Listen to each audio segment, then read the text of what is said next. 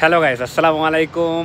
আশা করি সবাই ভালো আছেন। ব্যাপারটা হলো, আজকে যে বিষয়টা নিয়ে কথা বলবো সেটা হলো জাহাঙ্গীরনগর বিশ্ববিদ্যালয় জাবিতে প্রায় 33 ঘন্টা হয়ে গেছে, এখন পর্যন্ত রেজাল্ট হয় নাই। কি এমন নির্বাচন হয়েছে যে 12,000 স্টুডেন্টের মধ্যে 8,000 স্টুডেন্ট পরীক্ষা দিছে মানে নির্বাচনে অংশগ্রহণ করছে, এবং এই নির্বাচনের জন্য প্রায় 33 ঘন্টা ধরে এই নির্বাচন কমিশন এবং জাবিতে যে জাহাঙ্গীরনগর বিশ্ববিদ্যালয়ের যে শিক্ষকরা, তারা কঠোর পরিমাণ পরিশ্রম করে যাচ্ছে। একজন শিক্ষক আবার মারাও গেছে।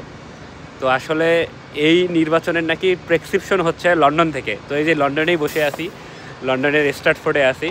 তো শুনলাম নাকি লন্ডন থেকে নাকি প্রেসক্রিপশন করে সেই নির্বাচন নাকি বানচাল করার চেষ্টা চলতেছে।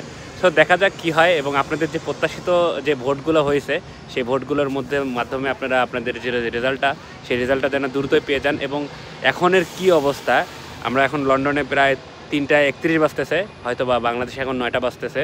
তো আপনারা জানাবেন যে আসলে জাবির নির্বাচনের কি অবস্থা, কে হতে যাচ্ছে ভিপি, জিএস, এজিএস। সবাই ভালো থাকবেন, সুস্থ থাকবেন। আসসালামু আলাইকুম।